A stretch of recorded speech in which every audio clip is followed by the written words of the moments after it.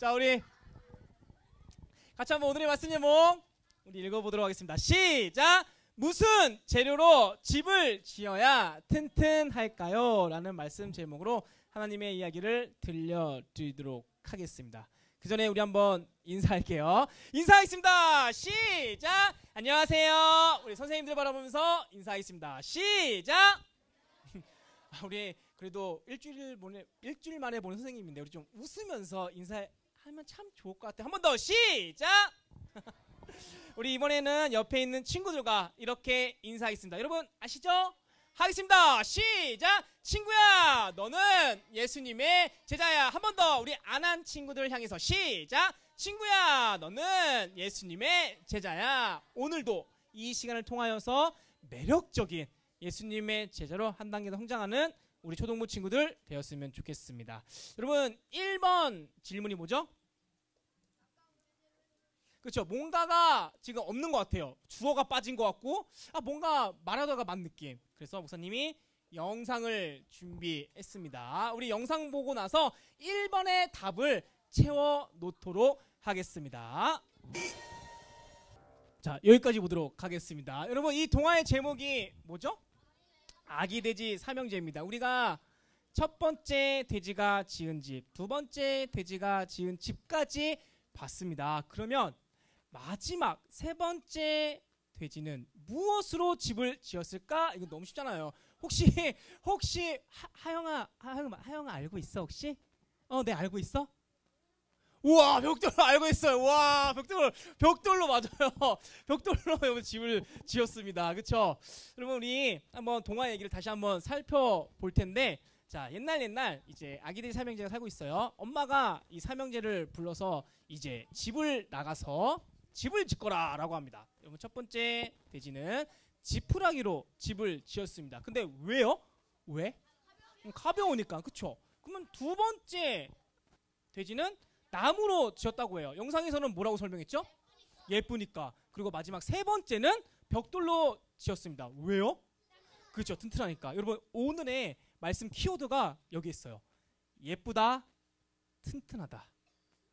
예쁘다, 튼튼하다. 오늘의 말씀 키워드가 여기 있는데 이 말씀 키워드를 잘 갖고 오늘 말씀 잘 들어봤으면 좋겠습니다. 목사님이 이 동화를 보여준 이유가 있습니다. 무엇이냐면 바로 무엇으로 집을 만드느냐에 따라서 그 집이 쉽게 무너질 수도 있고요. 쉽게 무너지지 않고 아주 튼튼하게 될 수가 있기 때문이라는 것이죠.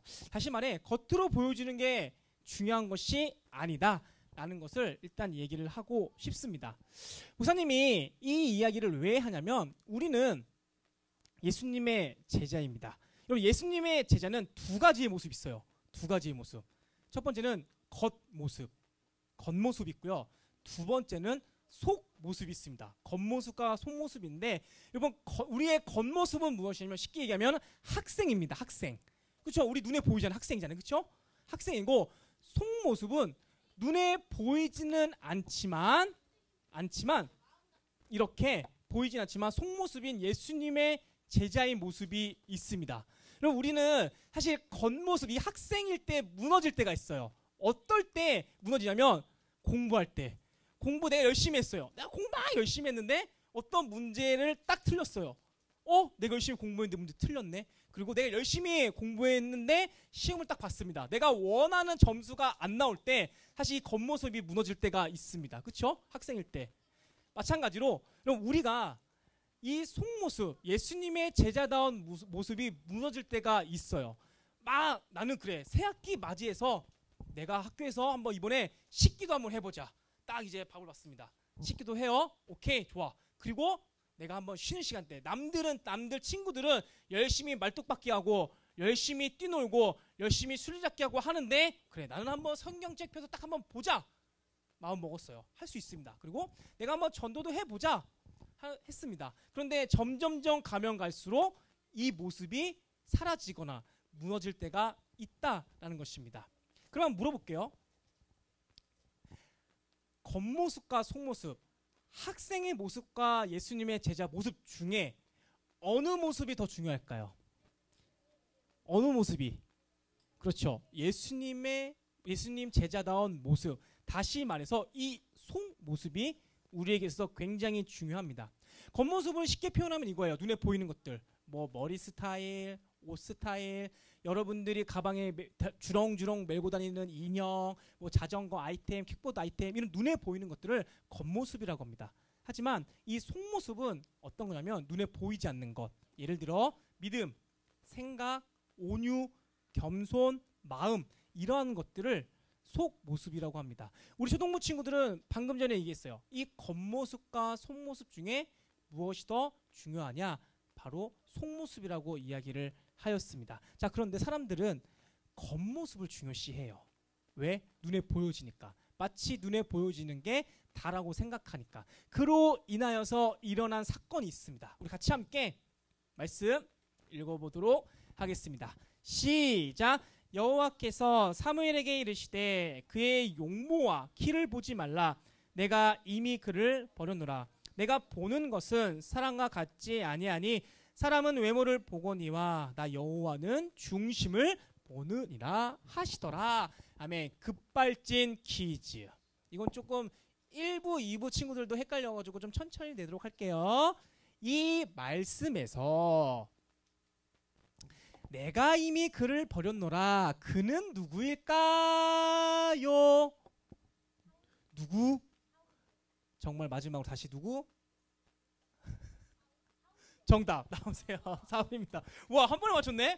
1, 2부 때는 잘 못 맞췄어요. 막 하나님도 나오고 막 나왔는데 하나님도 나오고 막 나왔는데 맞아요. 사울입니다. 이 사람은 바로 사울인데 여러분 사울이 이스라엘 첫 번째 왕인 건 알고 있죠? 알고 있죠? 이 사람의 특징 우리가 한번 좀 보도록 할게요.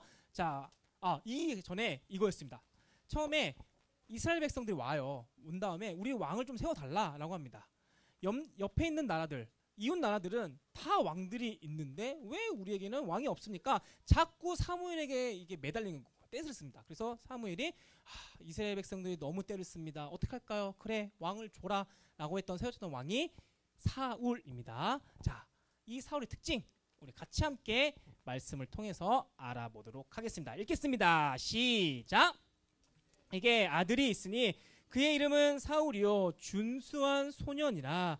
이스라엘 자손 중에 그보다 더 준수한 자가 없고 키는 모든 백성보다 어깨 이만큼 컸더라. 준수한 소년. 근데 이 준수한 소년은 잘생겼다라는 그런 뜻을 가지고 있는데 그냥 잘생긴 게 아니라 이스라엘 중에서도 가장 잘생긴 사람이었다라고 성경에선 기록하고 있습니다. 그리고 키도 작은 게 아니라 굉장히 컸더라고요. 마루야, 우리 마루는 키 몇 가지 크고 싶어? 네, 몰라요. 자, 그러면 우리 성준이? 성준아, 우리 성준이 키 몇 가지 크고 싶어? 185, 그죠? 보통은 뭐 180, 185, 190, 어떤 친구는 뭐 2m 있을 거예요, 그렇죠? 그러면 이 사울은 있잖아요. 사울은 여러분들이 원하는 키를 가진 사람입니다. 다시 말해서 모든 사람들이 봤을 때 사울은 진짜 멋있다. 딱 봤을 때 와 진짜 멋있다. 그래, 저런 사람이 왕이 되어야지라고 누구나 다 생각했던 사울이었습니다. 자, 그러면 물어볼게요. 사울을 소개할 때 지금 겉모습을 소개하고 있나요? 속모습을 소개하고 있나요? 바로 다시 이러면 안 돼. 지금 사울을 소개하고 있을 때 겉모습을 소개하고 있어요? 속모습을 소개하고 있어요? 자, 물어볼게요. 자, 속모습이다. 아니다. 겉모습이다. 그렇죠. 여기 좋아. 여기까지 따라와야 돼요. 지금 성경에서는 사울을 겉모습을 소개하고 있습니다. 자, 그런데 겉모습 너무나도 훌륭한 사람이었던 사울이었습니다. 그럼 나중에 어떻게 되었다고요? 하나님께서 그를 버렸다고 표현합니다. 그렇다고 하면 속모습이 멋있는 사람, 하나님은 겉모습이 중요한 거냐? 너의 중심을 보고 있고 너의 속모습을 보고 있다. 그렇다고 하면 하나님께서 보시기에 훌륭하고 아름답고 속모습이 건강한 사람은 어떻게 성경에서 소개하고 있는지 한번 보도록 하겠습니다. 같이 함께 말씀 읽어보도록 하겠습니다. 시작. 우스 땅에 욥이라 불리는 사람이 있었는데 그 사람은 온전하고 정직하여 하나님을 경외하며 악에서 떠난 자더라. 여러분 이게 속모습이에요. 여러분 온유, 정직, 경외 이런 것들이 여러분 눈에 보여요?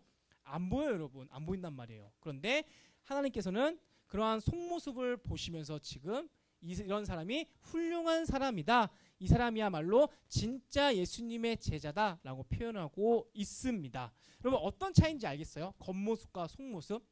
목사님은 이 말씀을 보면서 딱 이 단어가 떠올랐습니다. 어떤 단어냐면 바로 암시하다. 여러분 혹시 국어 시간 때 이 암시하다라는 단어를 배웠나요? 안 배웠어요 아직요? 곧 배울 거예요. 배울 건데 이 암시하다라는 이 뜻은 직접적으로 말하지 않고 다른 방법으로 이야기하다라는 그런 뜻인데 예를 들어서 목사님이 이런 얘기한 겁니다. 우리 초등부 친구들 주보에 나와 있는 5가지의 문제 다 풀면 좋은 일이 있을 거야. 그렇죠? 여러분 이 좋은 일이 여러분들은 몰라요. 그렇죠? 하지만 대충 느낌은 압니다. 간식을 주려나? 아니면 드림을 주려나? 이러한 좋은 생각들을 할 겁니다. 그렇죠? 목사님이 구체적으로 뭔가를 주겠다라고 하지 않았어요. 간접적으로 암시적으로 지금 이야기를 하고 있습니다. 여러분 성경도 마찬가지예요. 사울, 욥 비교하면서 이 사람은 나중에 어떻게 될 건지에 대해서 지금 암시적으로 지금 표현을 하고 있다라는 것입니다. 자 그렇다고 하면 우리는 알고 있어요. 사울은 마지막에 어떻게 되었다고요? 하나님께서 버렸다. 그러면 속모습이 건강한 이 욥은 나중에 어떻게 되었을까요? 자 같이 함께 말씀을 통해서 알아보도록 하겠습니다. 읽겠습니다. 시작. 여호와께서 욥의 말년에 욥에게 처음보다 더 복을 주시니 그가 양 14,000과 낙타 6,000과 소 1,000결이와 암나기 1,000을 두었고 중요한 건 있잖아요. 하나님께서는 욥에게 처음보다 더 복을 주셨다라는 겁니다. 목사님 우리 초등부 친구들이 하나님께 복을 받는 사람이 되었으면 좋겠어요. 그래서 우리가 관심을 가져야 할 것은 겉모습이 아니다. 뭐다? 바로 속모습이다. 이 속모습에 우리는 관심을 갖고 이 속모습을 잘 가꾸어야 한다는 것입니다.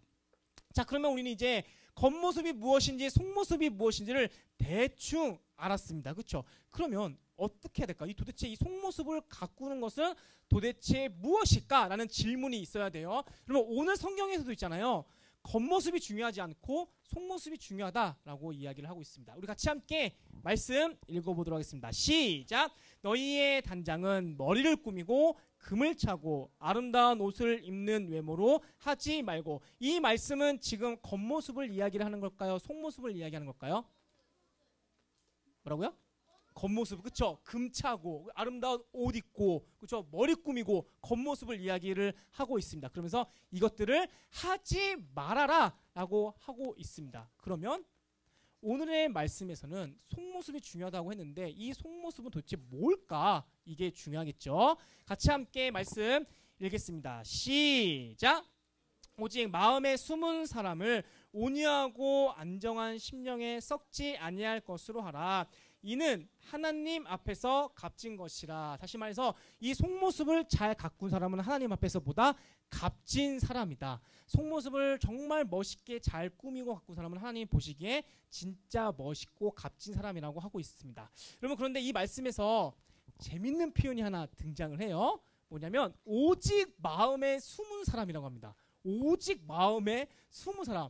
약간 어떤 뜻인지는 대충은 알 것 같아요. 그쵸? 뭔가 알 것 같은데 좀 어려워서 목사님이 초등부 친구들이 그나마 조금 쉽게 이해할 정도로 목사님이 한번 풀어봤는데 이 마음에 숨은 사람이란 바로 내 마음에 집을 짓는 사람이다 라고 목사님은 표현하고 싶어요. 마음에 숨은 사람은 바로 내 마음에 집을 짓는 사람이다 라고 이렇게 표현하고 싶습니다.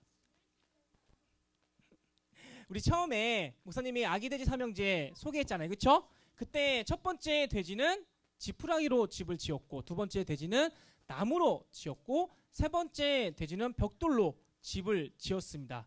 겉은 다 같은 집이지만 어떠한 재료로 짓느냐에 따라서 이 집이 부실한 집이 될 수 있고 어떠한 집은 튼튼한 집이 될 수 있다라고 이야기를 했어요. 여러분 근데 이 집이 튼튼한지 부실한지 어떻게 할 수 있을까요? 어떻게 할 수 있을까요? 그렇죠? 흔들어 보면 돼요. 다시 말해 그 집에 충격을 가하면 알아요. 충격을 딱 가했을 때 이 집이 부실하면은 금방 호다다닥 무너질 거고, 그렇죠? 튼튼하면은 어떠한 공격에도 어떠한 충격에도 무너지지가 않습니다. 그러면 예수님께서는 우리 초동부 친구들한테 어떠한 충격에도 끄떡없는 집처럼 있잖아요. 이 세상에서 예수님의 제자로 살지 못하게끔 하는 그 어떠한 공격 속에서도 흔들리지 않고 무너지지 않는 그런 마음을 갖고 계십니다. 자, 그렇다고 하면은 속모습이 중요한 것도 알았어요. 예수님께서 우리에게 무엇을 바라는지도 알았습니다. 그렇다고 하면 도대체 이 세상의 공격 속에서 이 속모습을 내가 어떻게 잘 가꿔야 할까? 이걸 알아야겠죠. 자, 먼저는 여러분 집을 짓는 데 있어서 여러분 순서가 있습니다. 여러분 사실 모든 일에는 다 순서가 있는데요. 물어볼게요. 여러분 집을 지으려면은 뭘 해야 될까요? 그쵸. 뭐 어떠한 친구는 뭐 설계도도 만들고, 어떠한 사람은 뭐 집도, 그쵸. 집이란다. 땅도 사고, 막 그런 얘기를 하거든요. 그런데 가장 중요한 거 있잖아요. 바로 기초공사. 땅을 파야 돼요. 땅을 파야 됩니다. 그쵸? 땅을 열심히 파야 됩니다. 여러분, 그리고 나서 이 기초공사가 끝난 다음에 무엇을 해야 되냐면, 이렇게, 설계도요? 시멘트, 시멘트, 콘크리트를 붓고요. 그리고 나서 철근들을 겹겹이 막 쌓고, 그리고 나서 벽돌도 쌓고 하다 보면은 이렇게 예쁜 집이 될 수가 있습니다. 자, 순서가 있다라고 했어요. 여러분, 우리는 내 마음속에 내 마음은 내가 집을 짓는 사람이라고 이야기를 했습니다. 숨은 사람은요. 그렇다고 하면 가장 기초, 내 마음의 집을 잘 짓기 위해서는 기초가 필요합니다. 여러분, 기초 뭘까요? 처음? 여러분, 내 마음의 집을 잘 짓기 위해서 기초공사가 필요한데, 이 기초공사는 따라해볼까요? 예수님 잘 믿기. 다시 한번 예수님 잘 믿기. 여러분, 이 예수님 잘 믿는 거는 이미 우리 초동부 친구들은 잘 하고 있어요. 그렇죠? 잘 하고 있어요. 이미 기초공사는 끝났습니다. 그러면 이제 기초공사 끝났어요. 그렇다고 하면 이제 이 기초공사에 하나하나씩 재료들을 가지고 집을 만들어잖아요. 그렇죠? 어떠한 재료가 중요하겠죠? 어떠한 재료가 중요할까? 우리는 그래서 어떠한 집을 만들어야 될까? 따라해 보겠습니다. 기도의 집. 다시 한번 기도의 집. 여러분, 우리에게 있잖아요. 이 기도의 집이 너무너무나도 필요해요. 그래서 이 기도라는 재료를 가지고 우리는 멋지게 기도의 집을 만들어야 됩니다. 보사님이 아까 전에 욥을 소개했습니다. 속 모습이 건강한 사람, 아름다운 사람, 그렇죠? 욥을 소개했는데 이 사람은 굉장히 기도의 집을 잘 만든 사람 중에 한 명이었습니다. 왜냐하면 여러분 욥은 있잖아요. 고난을 당해요. 그러니까 다시 말해 힘듦과 어려움과 두려움을 겪습니다. 그럼에도 불구하고 하나님께 어떻게 기도를 했는지 우리 한번 말씀을 통해 알아보도록 하겠습니다. 읽겠습니다. 시작. 이르되 내가 모태에서 알몸으로 나왔사온즉 또한 알몸이 그리로 돌아가 올지다. 주신이도 여호와시오 거둔시도 여호와시오니 여호와의 이름이 찬송을 받으실지니다 하고. 여러분 이 고백이 뭔지 아세요? 하나님, 제가 하나님을 열심히 잘 섬겼는데 왜 저한테 이러한 고난과 어려움과 힘듦을 왜 주십니까? 라고 원망을 했던 것이 아니라 여전히 하나님은 찬송 받으실 만한 합당하신 분이십니다 라고 고백을 한 욥입니다. 여러분 이렇게 고백을 할 수 있었던 것은 그 기도의 집이 잘 만들어졌기 때문입니다. 사랑하는 초동부 친구들, 목사님 우리 초동부 친구들이 이 기도의 집을 잘 만드는 사람이 되었으면 좋겠어요. 이미 기초공사는 끝났습니다. 이 기초공사 위에 기도라는 그 좋은 재료를 가지고 멋진 집을 만들었으면 좋겠어요. 그래서 이 세상의 그 어떠한 공격 속에서도 흔들리지 않고 튼튼한 그런 집을 만들어서 이 세상을 넉넉하게 이기는 우리 멋진 초동부 친구 되시길 예수님의 이름으로 축복합니다.